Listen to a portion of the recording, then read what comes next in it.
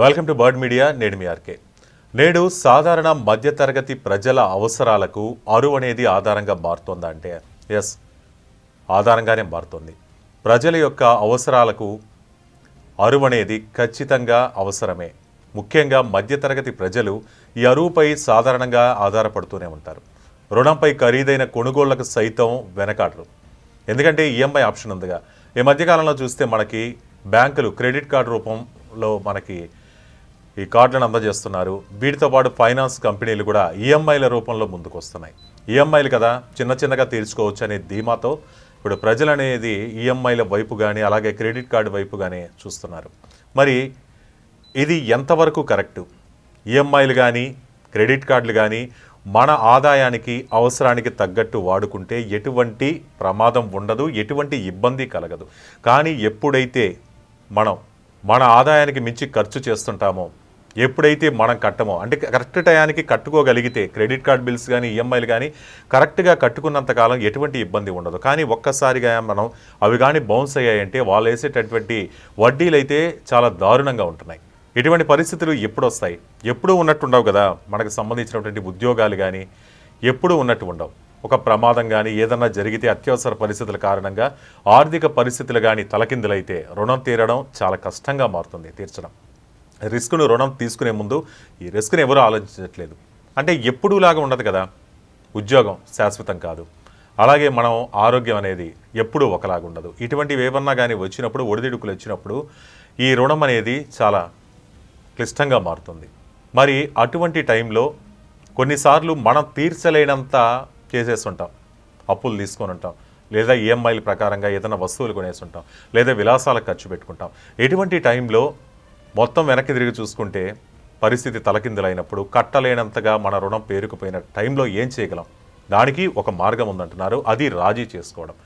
ఈ రాజీ అనేది బ్యాంకులతో కానీ ఫైనాన్స్ కంపెనీలతో కానీ ఏ విధంగా రాజీ చేసుకోవాలి? దీనివల్ల మనకి ఎటువంటి ప్రభావం కలుగుతుంది? అంటే భవిష్యత్ అవసరాల్లో, అంటే ఇప్పుడున్నట్టే ఉండదు కదా, మళ్ళీ బ్యాంకులతో అవసరాలు పడవచ్చు, ఫైనాన్స్ కంపెనీలతో అవసరాలు పడవచ్చు. అటువంటి టైంలో ఎలా ఉంటుంది పరిస్థితి అంటే, రుణ వాయిదాలు సకాలంలో చెల్లించకపోవటం వల్ల అసలుకు వడ్డీ తోడవుద్ది. దీనిపై పెనాల్టీలు పడతాయి, ఛార్జీలు పడతాయి. సకాలంలో రుణాన్ని చెల్లించాల్సిన బాధ్యత రుణగ్రహీతలపై ఉంటుంది. దీన్ని చట్టబద్ధంగా వసూలు చేసుకునే హక్కు వాళ్ళకు కూడా ఉంటుంది. మనకు ఎవరైతే రుణం ఇస్తారో, అప్పు ఇస్తారో వాళ్ళకే ఉంటుంది. అటువంటి పరిస్థితుల్లో వన్ టైం సెటిల్మెంట్ కోసం మనం అభ్యర్థించవచ్చు వాళ్ళని. అంటే మేము కట్టలేనంతగా పేరుకుపోయింది బాకీ, కాబట్టి మీరు కొంచెం దయదలచి మాకు తగ్గిస్తే మేము ఒక్కసారిగా దీన్ని కట్టుకోగలం అని చెప్పి వాళ్ళని అడగచ్చు. బ్యాంకు లేదా ఎన్బిఎఫ్సి ఇందుకు అనుమతించాలి. ఒకవేళ చెల్లించాల్సిన మొత్తం చాలా వరకు తగ్గిపోద్ది. కానీ దీని తర్వాత కాలంలో మనం రుణం పొందడం మళ్ళీ కష్టంగా మారుతుంది.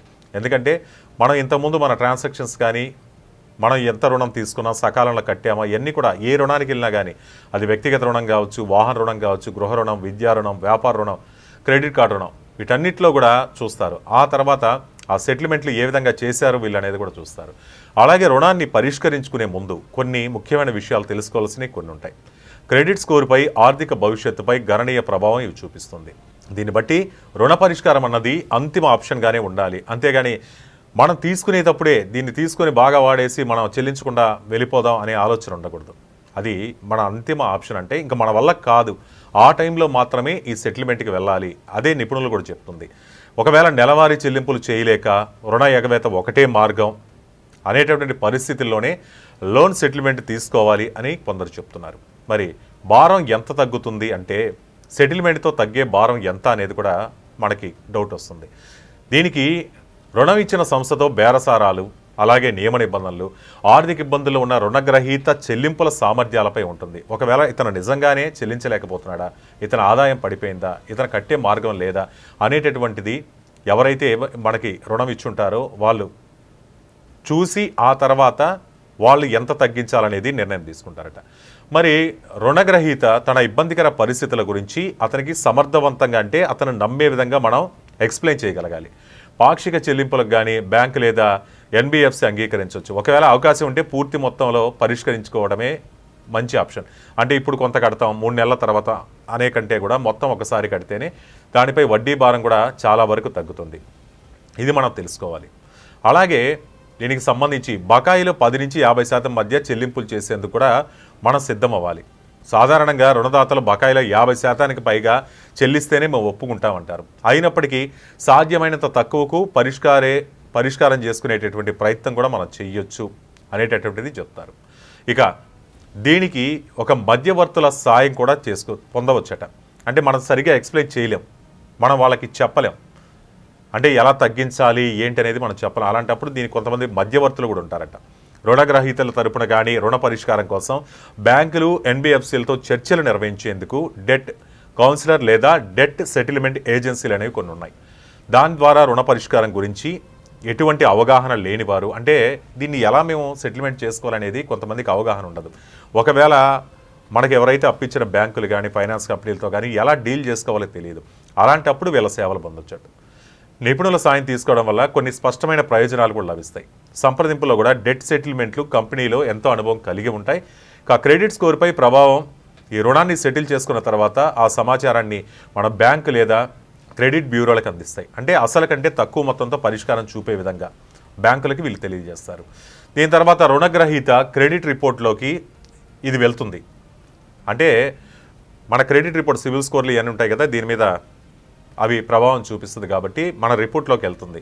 సెటిల్డ్ అకౌంట్కు సంబంధించిన సమాచారం 7 ఏళ్ల వరకు దాంట్లో అలాగే కొనసాగుతుంది. 7 ఏళ్ల వరకు సెటిల్డ్ అని ఉంటే రుణం తిరిగి చెల్లించే సామర్థ్యం లేమిని కూడా సూచిస్తుంది. కాబట్టి క్రెడిట్ స్కోర్పై గణనీయమైన ప్రభావం అయితే ఖచ్చితంగా పడుతుంది. ఎందుకంటే మనం తీసుకున్నది సకాలంలో చెల్లించలేదు, పూర్తిగా చెల్లించలేదు. కాబట్టి ఇది మన భవిష్యత్తులో మనం రుణం పొందడం తదితర అంశాలకైతే తీవ్ర అడ్డంకిగా మారిపోతుంది. రుణ బకాయిని పూర్తిగా చెల్లిస్తే క్రెడిట్ రిపోర్ట్లో అది క్లోజ్డ్ అని చూపిస్తుంది, లేకపోతే కుదరదు. ఆ తర్వాత మనం క్లోజ్ చేసుకోకపోతే ఇంకో రుణం కూడా పుట్టే అవకాశం లేదు.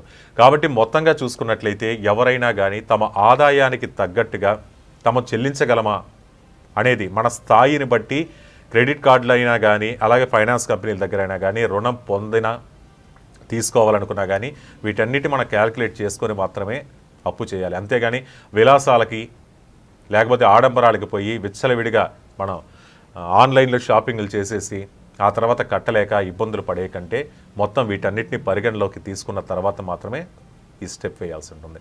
ఈ విషయంపై మీ అభిప్రాయాన్ని కామెంట్ రూపంలో తెలియజేయండి. చూస్తూనే ఉండండి బర్డ్ మీడియా. ఈ వీడియో కనుక మీకు నచ్చినట్టయితే లైక్ చేయండి, షేర్ చేయండి, సబ్స్క్రైబ్ చేయండి. అలాగే పక్కనే ఉన్న బెల్ ఐకాన్ని క్లిక్ చేయండి.